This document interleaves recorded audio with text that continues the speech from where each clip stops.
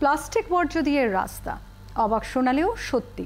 ঢাকার রায়ের বাজারে পরীক্ষামূলকভাবে এমন একটি রাস্তা তৈরি হয়েছে, আর এই রাস্তা তৈরিতে সড়ক পরিবহন বিভাগকে সহায়তা করেছেন যুক্তরাষ্ট্রের আর্লিংটন বিশ্ববিদ্যালয়ের বাংলাদেশি গবেষক ডক্টর শাহাদাত হোসেন।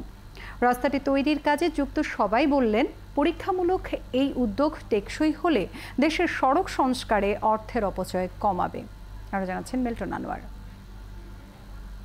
ঘর থেকে বাজার কিংবা রাস্তা, সকাল থেকে রাত আমাদের নিত্যদিনের জীবনের সঙ্গে জড়িয়ে গেছে প্লাস্টিক পণ্য, আর এর বড় অংশই পলিথিন, যা ব্যবহৃত হয় পণ্যের মোড়ক তৈরি ও বিপণনে।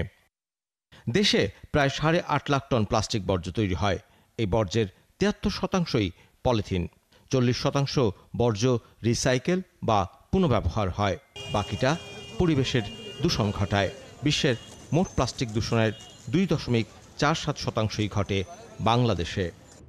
প্লাস্টিক বর্জ্যের কারণে বুড়িগঙ্গা, তুরাগ, বালু, শীতলক্ষা আর কর্ণফুলীর মতো নদীগুলো আজ দূষণের শিকার। খাল নালা বন্ধ হয়ে জলাবদ্ধতার কারণও এই পলিথিন। প্লাস্টিক বর্জ্য মাছ ও বিভিন্ন প্রাণীর শরীরে ঢুকে আবার সেগুলো ফিরে আসছে মানুষের দেহে, তৈরি করছে নানা প্রাণঘাতী রোগ। কিন্তু প্লাস্টিক বর্জ্যকেও যে সম্পদে পরিণত করা সম্ভব তার প্রমাণ এই রাস্তাটি। ঢাকার রায়ের বাজারে গেল সেপ্টেম্বরে চালু হয়েছে প্লাস্টিক বর্জ্যের সাহায্যে তৈরি এই রাস্তা। এটি তৈরিতে সড়ক পরিবহন বিভাগকে সহায়তা করেছে যুক্তরাষ্ট্রের টেক্সাস আর্লিংটন বিশ্ববিদ্যালয়ের বর্জ্য ব্যবস্থাপনা বিভাগ, যার নেতৃত্বে আছেন বাংলাদেশি উদ্ভাবক ডক্টর শাহাদাত হোসেন। তার নেতৃত্বে টেক্সাসেও এমন রাস্তা তৈরি হয়েছে। প্লাস্টিক বর্জ্য দিয়ে রাস্তা তৈরির এই ধারণা সম্পর্কে বললেন এই অধ্যাপক। আমি টেক্সাস ডিপার্টমেন্ট অফ ট্রান্সপোর্টেশনে গিয়ে বললাম যে আমার একটা আইডিয়া আছে, আমি তোমাদের রাস্তাতে বিটুমিনের জায়গায় প্লাস্টিক ইন্ট্রোডিউস করতে চাই। 2 বছর পরে আমরা ল্যাবে কাজ করার পরে যে রেজাল্ট দেখলাম, দ্য রেজাল্ট ওয়াজ অ্যামেজিং। যখন আমি এটা প্লাস্টিক রোডের ভিতরে দিলাম, ক্র্যাক অনেক কমে গেল এবং এক্সট্রিম টেম্পারেচারের হিট রেজিস্ট্যান্স বেড়ে গেল।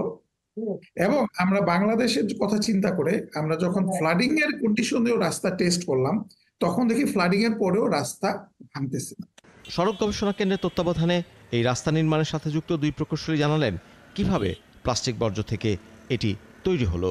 বাংলাদেশের রোড সাইড ওয়েস্টেজটাকে রিসোর্স হিসাবে কোথাও ব্যবহার করা যায় কিনা, এটা বেস্ট সলিউশন হচ্ছে রাস্তা। আমরা যেহেতু অলরেডি পলিমার মডিফাইড নিয়ে কাজ করছি, তো হোয়াই নট প্লাস্টিক, সেই কনসেপ্ট থেকে আসলে আমরা প্লাস্টিকটাকে রাস্তায় ব্যবহার করার চিন্তা ভাবনা করেছি। পাথর বা বিটুমিন এগুলো আমাদের অনেকটাই আমরা আমদানি করতে হয়, তো এটা যেহেতু এই প্লাস্টিকটা যেহেতু এগ্রিগেটকে রিপ্লেস করছে, দেখা যাচ্ছে যে এটা একটা বিরাট সম্ভাবনা। বাংলাদেশে রাস্তার প্রধান শত্রু অতিতাপ ও অতিবৃষ্টি। এই কারণে প্রতি বছরই হাজার কোটি টাকার সড়ক মহাসড়ক নষ্ট হয়। প্লাস্টিক বর্জ্যের রাস্তা সেই সমস্যার সমাধান দিতে পারে।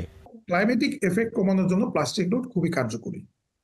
এখন যদি বাংলাদেশে প্রতি বছর তোমার মেইনটেনেন্স করতে হয় বা মেরামত করতে হয়, সেই মেরামতের সময়টা আমরা 1 বছর থেকে 5 বছর পর্যন্ত নিয়ে যেতে পারি। আমাদের ল্যাবে যেটা আমরা টেস্ট করছি, ল্যাবে সিমুলেট করতে পারছি আমরা 12 বছর পর্যন্ত।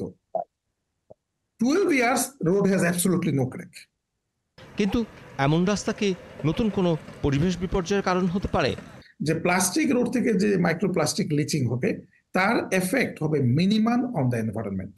আমরা যে গাবতলী রাস্তাটা বানালাম, এই পানিগুলাকে মনিটর করে স্যাম্পল করে আমাদেরকে প্রুফ করতে হবে আমি যেটা বলতেছি ল্যাবে যেটা হয়েছে এটা কি রাস্তায় আসলে হচ্ছে কিনা।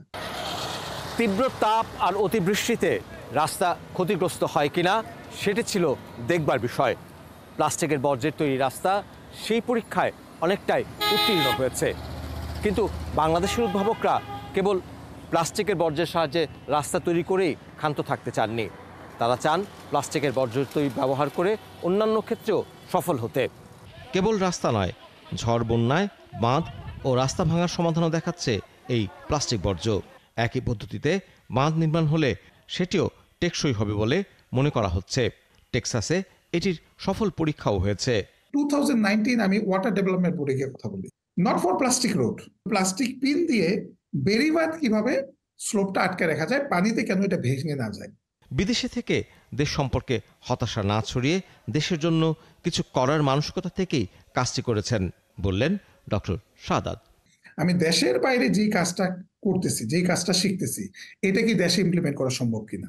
মিল্টন আনোয়ার, ৭১, ঢাকা।